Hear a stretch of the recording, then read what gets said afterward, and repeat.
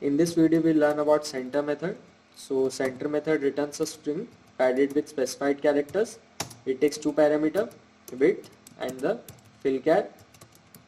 So now let's make a string. So I'm going to store, we keep it moving. So let's give the width as 20 and fill char as stars. Okay. Let's use stars as fill char.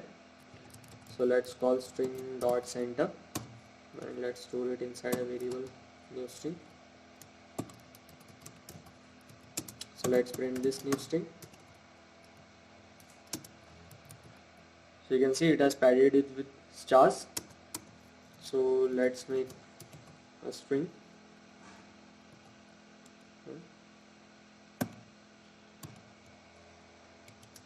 Let's learn Python.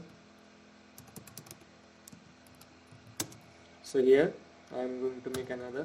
Let's make it as new string itself. So inside this variable we will call string one dot center. So this time we will give width as 24, but we will not give any fill char.